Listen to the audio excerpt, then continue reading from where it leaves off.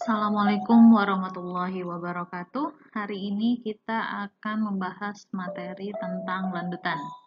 Ya, ini adalah materi terakhir di mata kuliah analisa tegangan bahan.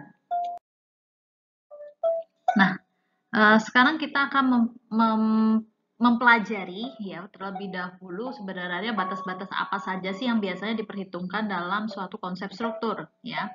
Nah, ini misalkan contoh kasusnya adalah pada balok ya, di mana setiap struktur yang dirancang ini mengikuti kaidah atau konsep berdasarkan keadaan batas yang kita pilih itu, yaitu atau istilahnya limit state yang harus memenuhi beberapa syarat berikut ini. Di sini ada dua. Yang pertama yaitu batas layan, serviceability limit state, kemudian yang kedua adalah batas kekuatan atau ultimate limit state. Nah, di mana batas layan ini biasanya terkenal dengan istilah ASD, allowable stress design. Nah, sedangkan batas kekuatan ini ya atau biasanya strukturnya adalah beton seperti itu, dia menggunakan metode LRFD, load factor load resistant factor distribution ya. Nah, di mana dia menggunakan batas kekuatan batas kekuatan. Nah, kita akan membahas yang terlebih dahulu adalah batas layan. Nah, batas layan atau metode ASD itu biasanya itu dipengaruhi oleh seberapa besar lendutan yang diizinkan ya, yang diizinkan untuk struktur itu aman ya diaplikasikan. Kemudian ada perhitungan batas tegangan. Kemudian ada batas lebaran retak yang boleh terjadi, kemudian ada batasan getaran. Nah, dari nilai-nilai ini ya nanti akan dihitung berapa sih lendutannya, tegangannya, lebar retaknya, getarannya. Itu tidak boleh melebihi batas yang diizinkan sesuai dengan code yang ada ya, atau code yang berlaku. Nah, untuk perhitungan keadaan batas layan ini dihitung pada kondisi beban nominal atau beban layan tanpa adanya faktor pembebanan. Jadi biasanya kalau di beton itu ada istilahnya perencanaan beton, struktur beton bertulang itu 1,2 KD plus 1,6 KL ya untuk Q ultimate-nya. Nah, untuk batas kekuatan seperti itu hitungannya. Nah, namun untuk metode ASD di sini keadaan batas layan hal itu tidak digunakan. Jadi dia dihitung benar-benar berdasarkan faktor yang benar-benar nilainya 1. Jadi QU sama dengan 1 QD ditambah dengan 1 QL ya. Nih ada kata-katanya dihitung pada kondisi beban nominal tidak terfaktor. Artinya ya nilainya 1, tidak dilebihkan. Nah, berbeda halnya dengan batas kekuatan ya. Batas kekuatan di kode-kode beton itu metodenya sudah LRFD di mana kita menggunakan beban nominal atau beban layannya itu berdasarkan beban terfaktor ya, misalnya QU sama dengan 1,2 KD ditambah 1,6 KL, atau nanti kalau ada gempanya itu sekitar 1,2 KD ditambah 1,4 KL ditambah dengan 1 KE ya, earthquake-nya masuk, atau antara beban mati sama beban gempa aja ada misalkan 1,2 KD ditambah dengan 0,9 KE earthquake-nya ya seperti itu. Nah, keadaan batas kekuatan ini dia akan memperhitungkan berapa sih batas lentur yang boleh terjadi ya, di mana momen lentur misalkan MU harus kurang dari VMN ya. Momen lentur itu momen ultimate yang terjadi harus kurang dari V kali momen nominal ya yang ada. Nah, nilai V-nya ini juga nanti akan tergantung apakah dia keadaannya lentur ataukah dia aksial, apakah dia kondisi lentur dengan kombinasi aksial, apakah dia geser, ada geser lentur, torsi, geser pons, dan kemudian batas helah atau fatigue ini nanti dihitung berdasarkan beban layan. Nah, untuk landutan itu sendiri ya, itu merupakan cerminan daripada defleksi ya atau besaran penurunan yang terjadi akibat adanya penambahan beban yang ditinjau agar tidak melebihi landutan yang diizinkan. Nah, jadi kalau bahannya elastik dan bentuknya linier, seiring dengan penambahan beban, di sini landutannya pun akan bertambah ya. Jadi kalau P-nya naiknya dikit ya landutannya juga sedikit. Nah, beda halnya dengan material yang bentuknya non elastik di sini ya. Dia fase awalnya tetap elastik di mana P-nya bertambah sedikit ya landutannya juga bertambah sedikit. Nah, ada suatu fase di mana P-nya bertambah sedikit tapi landutannya bertambah besar ya. Itu dia sudah melampaui batas inelastiknya, sudah berada di posisi inelastik ya. Nah, tapi dia juga harus kurang dari lendutan yang diizinkan ya untuk balok-balok seperti ini. Nah, kalau kita melintasi seperti ini ya, seperti kita melintasi misalkan mau menyeberang sungai, di sini hanya ada papan, di bawahnya juga ada buaya seperti ini. Kalau kita semakin bergerak menuju ke bagian tengah bentang ya, otomatis ini lendutan yang terjadi juga akan semakin besar. Jadi dengan kata lain lendutan itu terjadi ya, lendutan maksimum itu terjadi di bagian momen yang paling maksimum juga ya. Untuk peletakan seperti ini, sendi dan roll, momen terbesar itu terjadi di bagian tengah bentang. Nah, meskipun nantinya dari segi kekuatan balok ini sebenarnya masih mampu untuk menahan beban yang ada. Kalau dilihat seperti ini nih, orang mau menyeberang ya di sungai seperti ini papannya nggak patah ya, papannya nggak patah ya. Artinya apa? Sebenarnya dia tuh masih bisa menahan beban, tapi lendutan yang terjadi itu cukup besar karena potongan penampangnya tidak cukup untuk mengcover lendutan yang terjadi. Harusnya batas izinnya ya untuk aman itu agar dia nggak digigit sama buaya kan harusnya lendutannya kecil. Nah, oleh sebab itu sebaiknya bukan papan seperti ini yang dipakai untuk melintasi sungai, melainkan berupa balok. Nah, seperti itu. Nah, kalau seperti ini kan juga nggak nyaman ya kalau kita untuk pakai nyebrang ya. Dia akan terus melendut bergerak terus ke bawah seperti itu ya, sehingga tidak nyaman untuk digunakan. Nah, di materi ini nanti kita akan membahas mengenai beberapa metode yang dapat menghitung besaran lendutan yang terjadi, yaitu dengan beberapa kurva defleksi dan menghitung juga dengan persamaan matematis ya. Nah, misalkan di sini ya, defleksi dari suatu titik, dari suatu balok adalah translasi titik tersebut pada arah Y, ini arah X, ini arah Y. Jadi lendutan itu terjadi searah dengan arah Y, ya, ke arah bawah, ya. Ini arah X, ini bagian memanjang, potongan memanjang baloknya ya, ini sumbu X, panjang bentangnya sekian meter. Kemudian potongan penampangnya itu sebenarnya dia berada di sumbu Z sama sumbu Y. Y-nya itu yang ke arah bawah ya besaran lendutannya. Nah, untuk besaran arah translasi titik tersebut pada arah Y ini diukur terhadap sumbu X. Nah, sedangkan sudut rotasi, ini ada sudut rotasi nanti. Nah, ini ya sudut-sudut rotasi. Sudut-sudut rotasi ini adalah sudut antara sumbu X dengan garis singgung ya. Ini ya dengan besaran lendutan ini ada sudut rotasinya.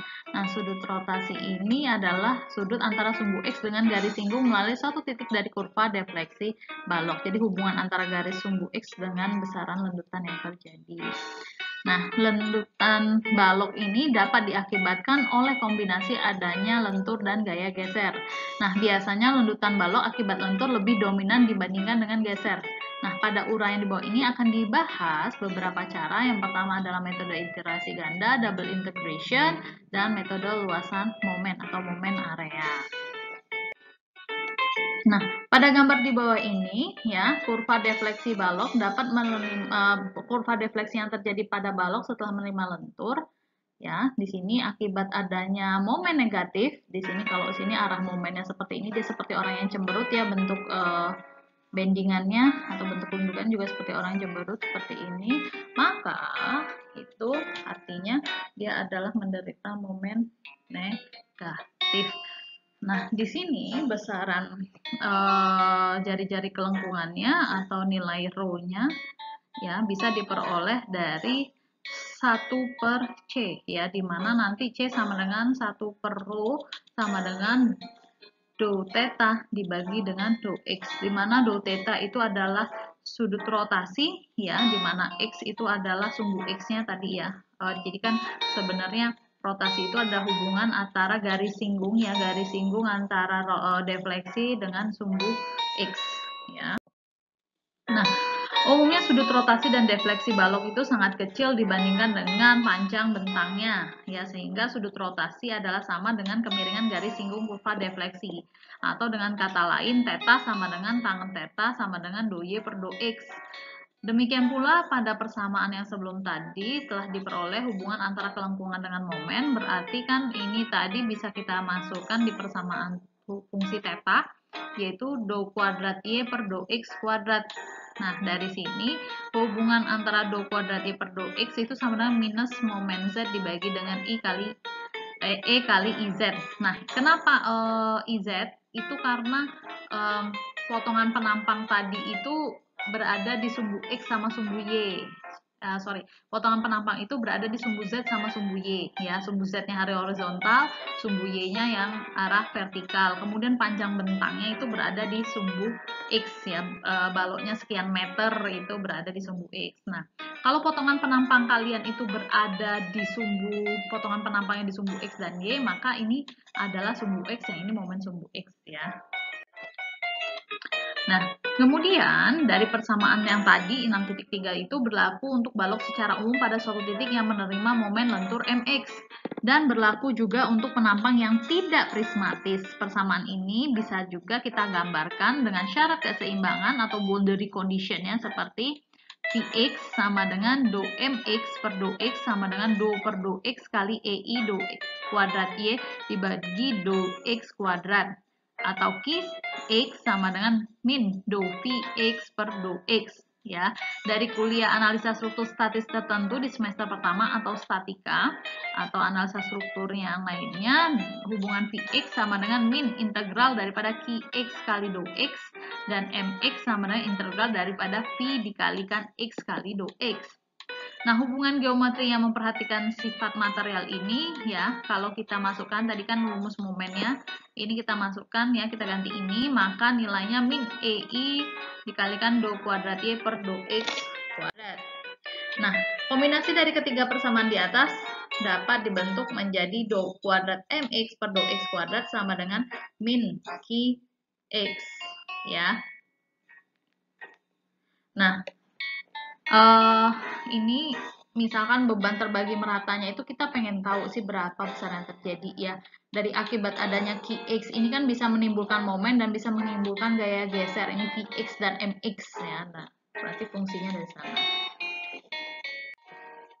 Oke, kemudian syarat batas untuk boundary condition lainnya, apabila tumpuannya jepit, maka YA yaitu besaran lendutan di titik A itu sama dengan 0, karena di sini memang tidak terjadi lendutan, tidak ada sudut rotasi di sini, tapi sudutnya akan bergeser ya sejarak tertentu. Kemudian do Y per do X-nya juga sama dengan 0 ya. Jadi di mana defleksi dan kemiringan kurvanya sama dengan 0. Jadi di dekat dengan perletakan ini nggak ada rotasi sama sekali. Ya, dia relatif datar. Atau seharusnya dia tidak gerak. Lain halnya dia dengan tumpuan sederhana sendi dan roll. Sendi dan roll dia tidak terjadi defleksi dan tidak mampu untuk menahan momen. Ya. Nah, di sini dia nggak bisa nahan momen di sini, berarti dengan kata lain momen yang kita cari itu merupakan fungsi dari min ei do y do kuadrat y dibagi do x kuadrat sama dengan 0. Nah, untuk ujung bebas yang tidak menahan momen dan gaya lintang di sini juga, jadi ini untuk yang diletakkan saja ya, dia bukan sendi dan roll tapi cuma diletakkan bebas seperti itu, maka kita bisa menghitung momen dan bisa menghitung gaya geser yang terjadi. Untuk momennya persamaannya pangkat kuadrat pangkat 2, sedangkan untuk gaya geser yang terjadi itu anti pangkatnya adalah 3. Nah, integration constant ya, di mana fungsi daripada SFD, BMD, rotasi dan defleksi yang terjadi, misalkan di sini adalah balok cantilever, di sini ada beban P yang berada di ujung bentangan B ya, di mana peletakan A merupakan peletakan jepit.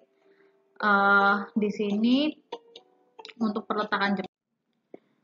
Nah, dari sini itu kita mau mencari besaran momen yang terjadi, itu fungsi daripada M dibagi dengan EI ya, M dibagi dengan EI. Nah, sedangkan untuk rotasi dan slope atau sudut kemiringannya, itu sudut rotasinya itu do V per do X ya, dimana nilai SFD-nya itu sebesar nilai V di ujung peletakan daerah jepit maupun di daerah ya, yang terletak bebas persis di bawah beban. Dan besaran momen yang terjadi itu sebenarnya fungsi daripada P dikalikan L. Ini besaran momen yang terjadi. Kemudian untuk defleksinya sendiri itu nanti konstantanya ada C2 di sini ya, selain daripada rotasinya ada C1. Di sini adalah besaran yang sebenarnya akan dihitung ya berdasarkan fungsi rotasi, sedangkan rotasi itu berdasarkan fungsi momen nanti didapatkan seperti itu.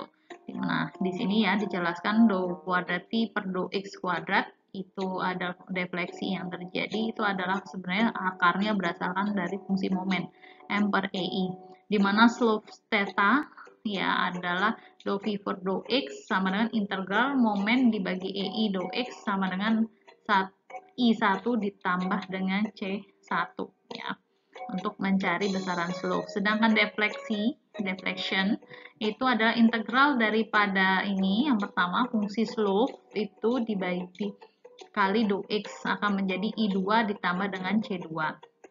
Nah, defleksi Y atau V ini sendiri merupakan fungsi beban P maupun Q. Jadi tergantung bebannya, bisa beban titik, bisa beban terbagi merata. Kalau beban titik adalah P, kalau beban terbagi merata nanti Q ya.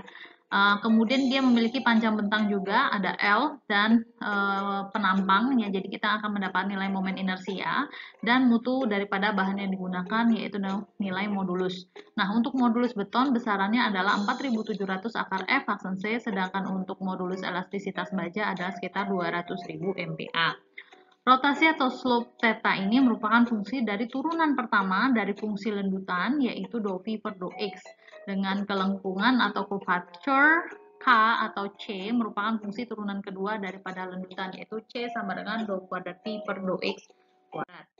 Nah, untuk menghitung lendutan balok dengan metode iterasi ganda, di mana fungsi do kuadrat Y per do X kuadrat sama dengan min M Z dibagi E kali I inersia, di mana nilai lendutan itu sama dengan Y sama dengan min integral pangkat 2 ya, integralnya ganda ini momen dibagi E kali I. Nah, di sini misalkan kita masuk ke contoh yang pertama. Nah, contoh pertama ini adalah balok cantilever, di mana balok cantilever ini dia menerima beban momen. Di sini ada momen ya. Cantilever ini momennya momen negatif ya. Nah, momen ini pada sembarang titik juga akan menerima sekian M ya. Tapi momen maksimum terbesar itu terjadi di bagian kalau misalkan ada P ya, ada P itu momen yang terbesar terjadi di dekat tumpuan. Tapi ini beda, ini sudah diberikan sekian momennya, maka ini sepanjang bentang momennya akan sama. Nah, untuk mendapatkan persamaan lendutan, kita melakukan iterasi ganda dari persamaan berikut. Do kuadrat Y per do X kuadrat sama dengan min MX dibagi EI sama dengan min M dibagi EI ya, dimana do Y per do X itu hasilnya adalah M dibagi EI dikali X ditambah dengan C1. Nah, sebenarnya ini dari mana? Karena ini itu kita mau pangkatnya kan tadinya 2, ini mau dijadiin pangkat 1, maka nilai tersebut harus diintegralkan. Ya, nilai MX dibagi EI sama dengan min atau min M dibagi EI ini akan kita integralkan dengan rumus sebagai berikut. Fungsi integral X pangkat M dx sama dengan 1 per M plus 1 dikali X dikalikan pangkat M plus 1 plus C ya. Nah, kalau ini adalah M saja ya, berarti M saja, maka di sini M ini akan mengandung X. Jadi MX ya, ditambah dengan C karena di sini ada C terakhir, berarti C ya, C1. Kemudian do Y per do X ini mau kita integralkan lagi agar dia hanya berupa nilai Y, ya, berupa nilai Y saja, berupa nilai lendutannya saja. Y sama dengan berarti apa? Ini kan X ya, X-nya pangkat 1. XM, M-nya pangkat 1, berarti 1 per 1 plus 1, berarti 1/2. Nah, ini di 1/2. X, ya, kemudian ini tadi kan X-nya pangkat 1, mau kita integralkan berarti 1 ditambah 1 sama dengan 2. Jadi, X ini kalau diintegralkan akan berubah menjadi setengah X kuadrat. Nah, kemudian ini karena dia tidak mengandung C, kalau diintegralkan nanti akan ketambahan nilai X pangkat 1 dan ditambah lagi dengan C2. Nah, ini adalah besar persamaan lendutan yang terjadi. Kemudian untuk mencari nilai C1 dan C2 itu kita gunakan syarat-syarat batas pada ujung yang terjepit. Jadi boundary condition dilihat pada slide sebelumnya. Kalau kondisi terjepit itu fungsi daripada X sama dengan 0 atau Y sama dengan 0, juga fungsi daripada do Y per do X itu sama dengan 0. Jadi dua persamaan ini ya, dari boundary condition ini khusus untuk struktur yang terjepit ya. Nah, di sini Y-nya kita asumsikan 0 karena di sini X sama dengan 0, Y sama dengan 0, maka ini diinputkan 0 sama dengan ini dimasukkan momennya ya. Jadi persamaan Y-nya ini adalah persamaan Y.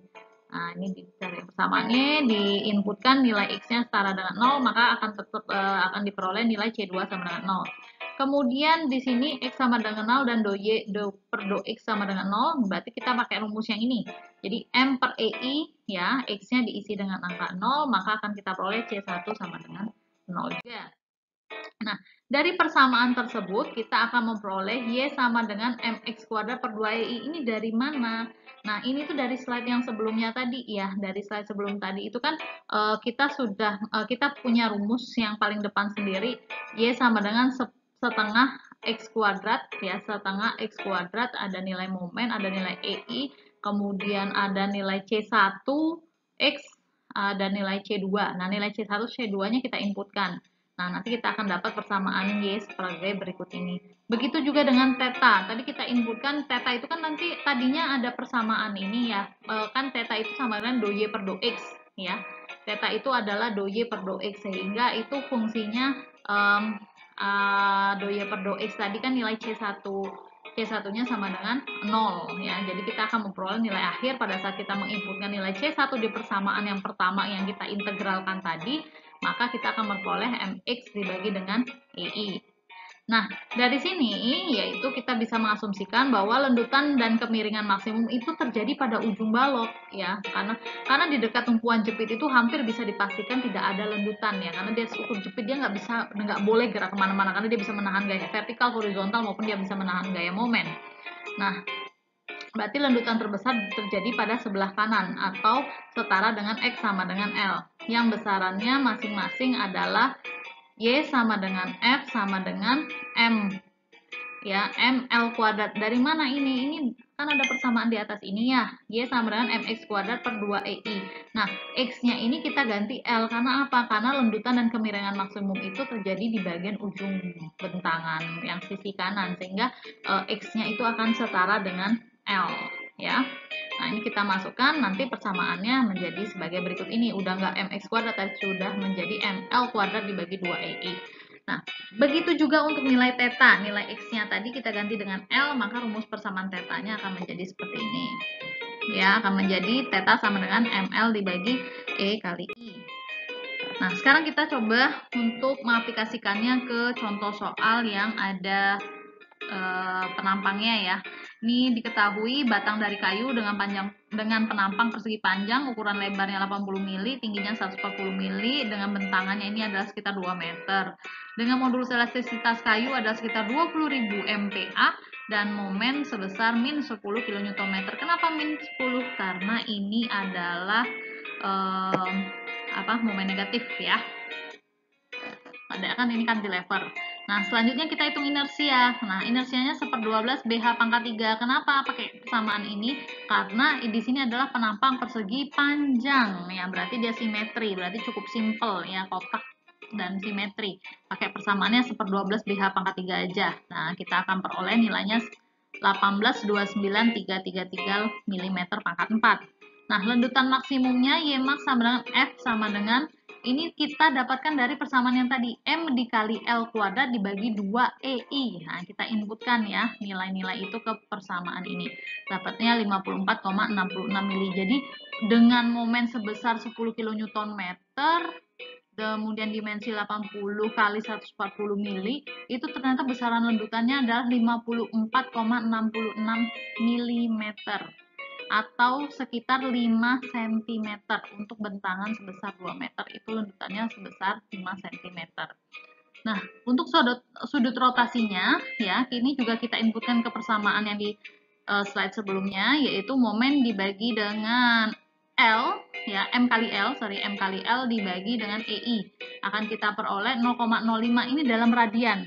Kalau dalam derajat nanti kalkulatornya diubah ke dalam derajat ya, bukan dalam rad. Kalau yang atas dalam rad, berarti kalau dalam derajat kira-kira nih sudut rotasinya tuh 3 derajat ya. Berarti untuk bentang 2 meter cuman 3 derajat itu masih relatif kecil. Artinya apa? Balokmu masih kaku ya, masih nyaman untuk digunakan.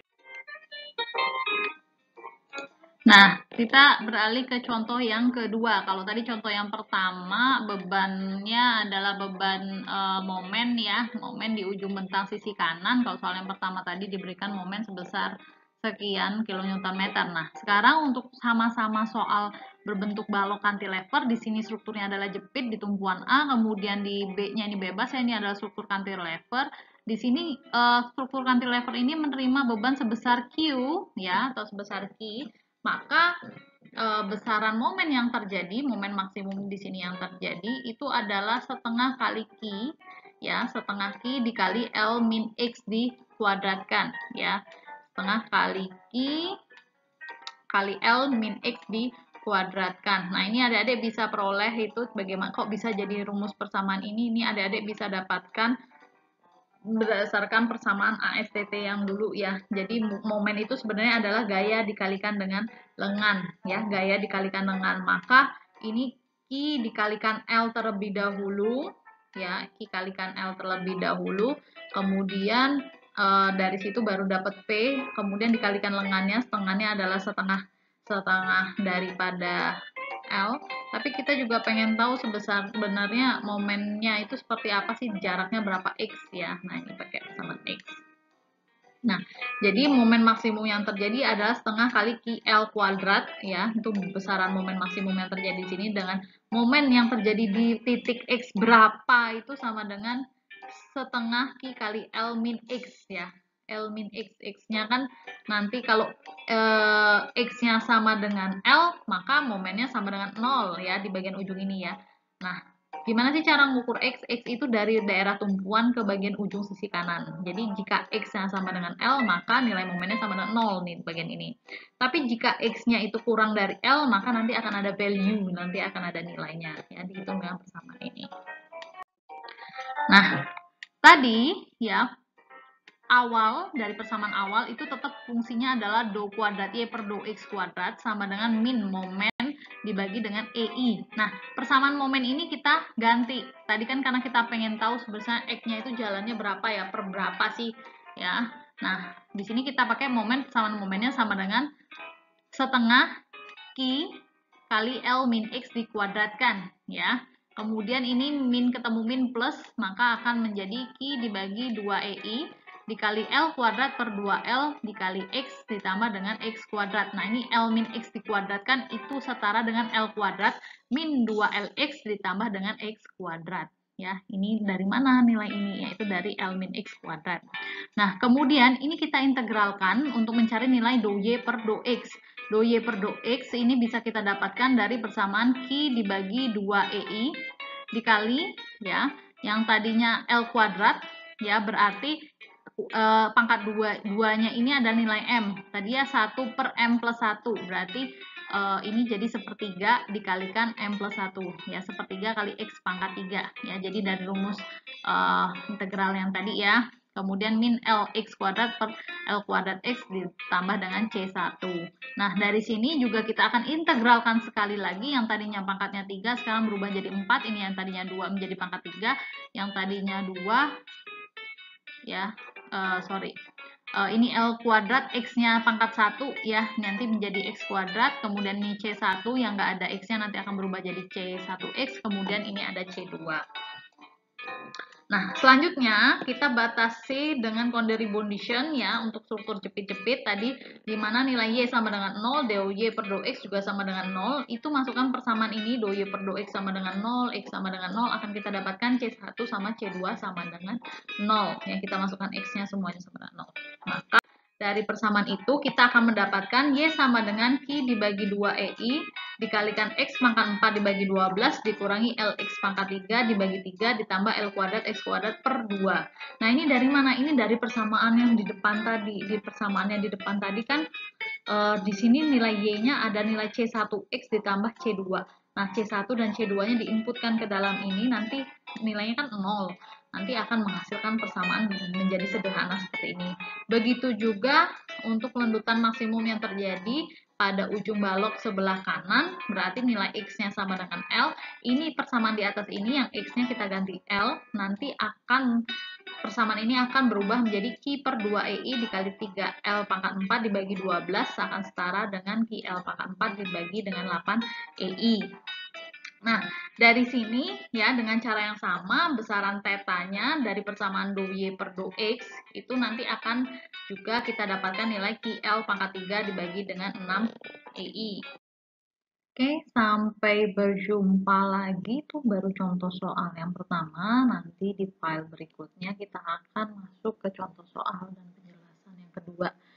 Gimana misalkan yang diketahui adalah bebannya, bagaimana sih cara mendapatkan nilai momen dan lain-lainnya. Oke, see you in the next video. Assalamualaikum warahmatullahi wabarakatuh.